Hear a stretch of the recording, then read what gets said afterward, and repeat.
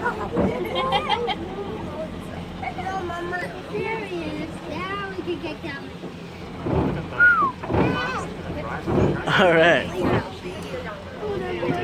Well, good afternoon, ladies and gentlemen, and welcome to the Great Pumpkin Patch and our final weekend for 2016, our 28th year, and glad that you're here with us today.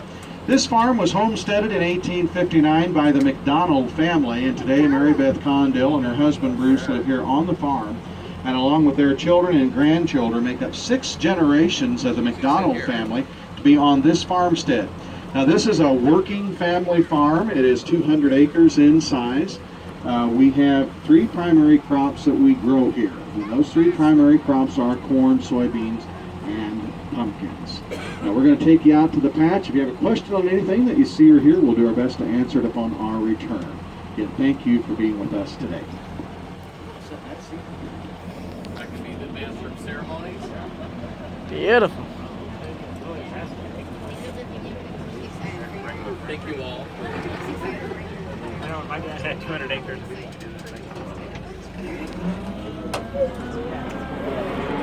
Now, the Indians referred to corn, beans, and pumpkins as the 3 sisters, and we're proud to continue that tradition here. Now, we're going to talk about all the sisters, but first I want to draw your attention to this standing crop that you see here to your right, and that is called broomcorn, the one that's head and shoulders above everybody else. Now, broomcorn was grown very predominantly in this area for many years, as we have broom manufacturing over here at Arcola. What they do with broomcorn is the same thing they've done with it for the last 150 years. Everything about it's done by hand. They break the top off, they'll separate the seed away from the top. And what remains is what they use in the manufacturing of straw brooms.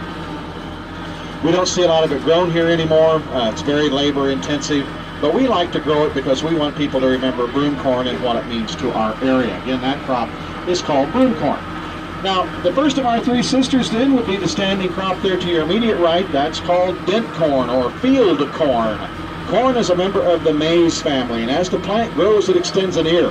From that ear will come silks. Now, those silks are going to be moist, they're going to be green, and when the tassel opens at the top, it's going to drop pollen down onto those silks. In doing so, a kernel of corn will form. When that kernel of corn has formed, then the silk will begin to turn brown and dry. The corn that we grow here at the Great Pumpkin Patch is used in corn oil and meal and ethanol and animal feed, just to name a few. There are many different uses for corn. Here we also grow a little sweet corn, we grow a little popcorn, and we grow some Indian corn or flint corn, as it is commonly known. So corn is the first of our 3 sisters of the Great Pumpkin Patch.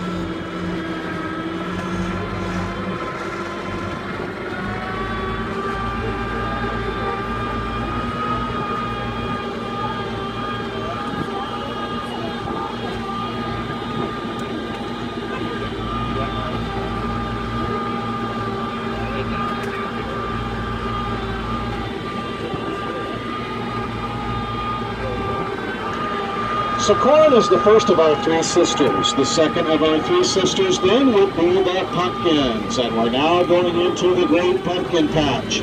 This year the patch is 60 acres in size, and we have over 300 different varieties of pumpkin, squash, and gourds on the farm. Now, pumpkin, squash, and gourds come from a family of plants called the cucurbits. Now, cucurbits would include watermelon and cucumbers and cantaloupe, just to name a few. Now, this is a family of plants that likes things to be hot and dry, unlike what we've had here this year. In fact, we've had standing water a good amount of the time here at the patch. What that means is that many of the pumpkins have started to rot and decay and mold just because of the excess moisture. Now, everything that you see here was planted during the month of May. We plant these from seed. We use a conventional John Deere planter to plant them. Once they begin to come up, then we turn things over to our pollinators, and our pollinators are honeybees and bumblebees, and they then take care of the pollination process. It takes a bee about 7 times to take care of that pollination process.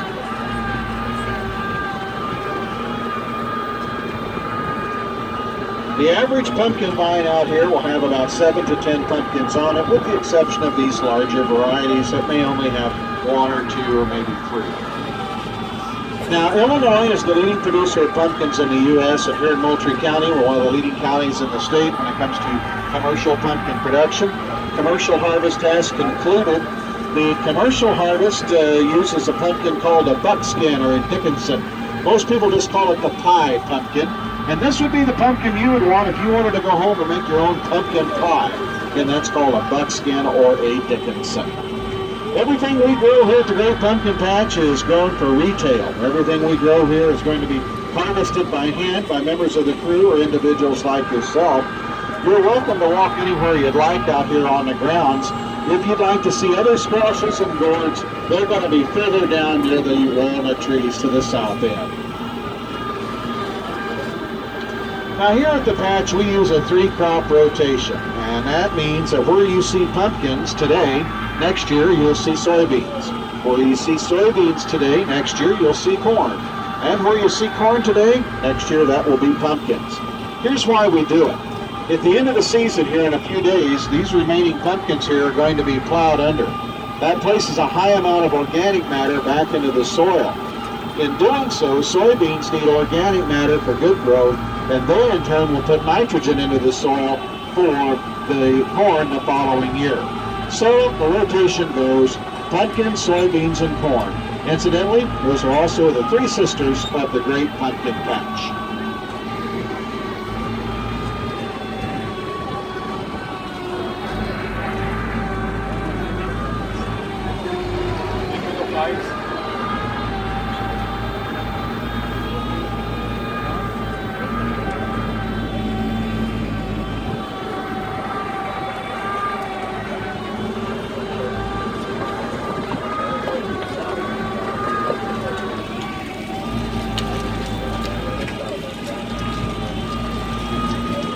So corn is sister number 1, pumpkins are sister number 2, and a 3rd sister then would be the beans.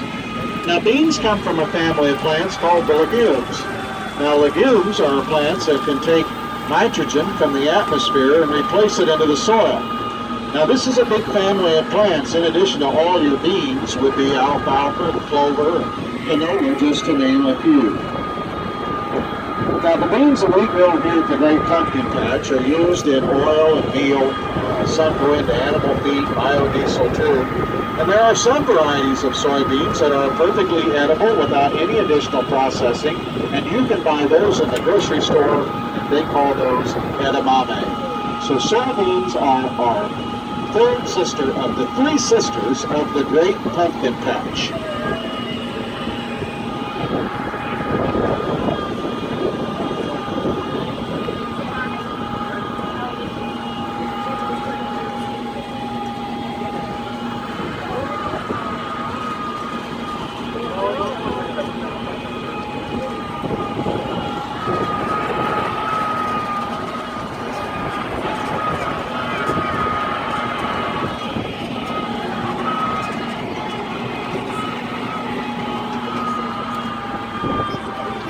Now all pumpkins are squash, but all squash are not pumpkins. So what does that mean? Well, it means that everything you see out here is considered a squash. Now pumpkins would be a variety of squash, and this particular variety of pumpkin is called an Aladdin. This is a all-purpose pumpkin. Now we also feature many different kinds of squash here, and our squash of the year is the butterkin squash. And this is a squash that is actually a cross between a butternut squash and a Dickinson, and the Dickinson pie pumpkin. So that's the cross between the two, and that's our squash of the year. All of our squashes wind up in an area of the farmstead known as the boulevard. The boulevard is bounded by the barn, the garage, the milkhouse, and house. There all of our squashes are, as well as members of our team who can provide assistance to you if you have a question. Now, the farmstead of the Great Pumpkin Patch is 14 acres in size. There, we have 4 primary buildings. The 4 primary buildings consist of the Homestead Bakery. The bakery is open year-round. They're known for their pumpkin cookies and other goodies, and they are open daily during the season. The barn is our oldest structure on the farm. And the barn is where our gift shop and bridal shop are located.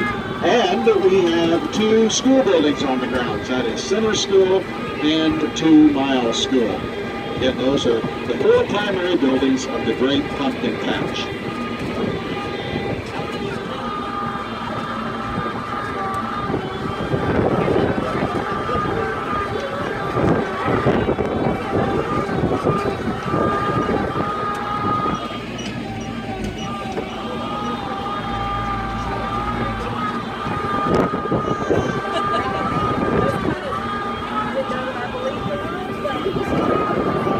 Now you might be thinking, well, we'd like to try some of these in our home garden. Can we do that? The answer to your question is yes, absolutely. The Homestead Seed Store here on the grounds has seed for everything that we grow here at the patch, and you can go home and you can plant these in your own garden as well. So if you want to try a Butterkin or a Dickinson or an Aladdin, they can fix you up, and that's the Homestead Seed Store.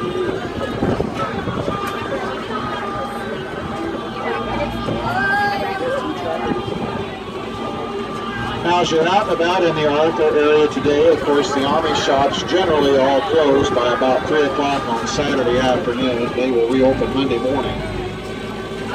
If you're thinking of dining in Arthur, well, you've got some options. The Yoder's Kitchen and Polly's Barbecue both are open until 9 o'clock.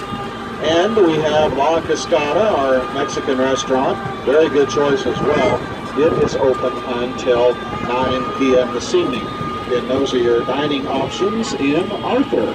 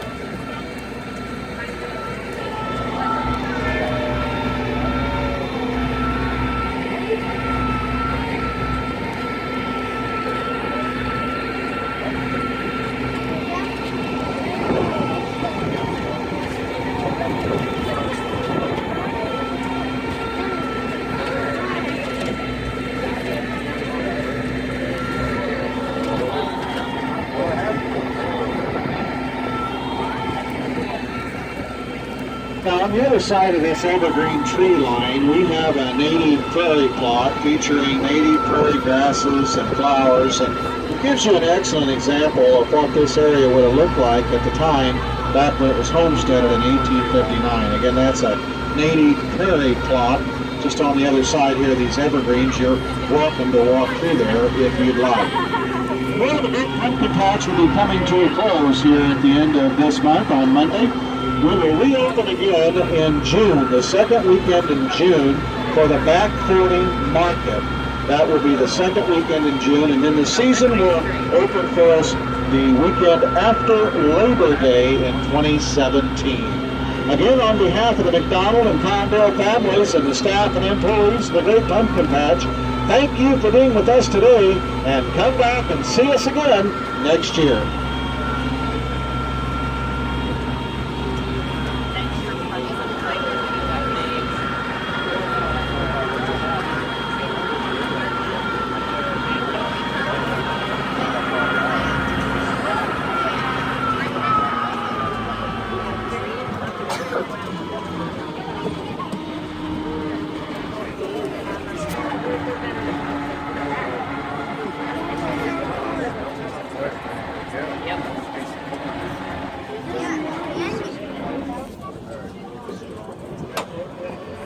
Thank you for being with us today, folks. Come back and see us again.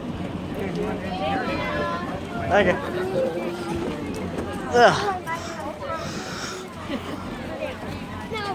Quick sweep.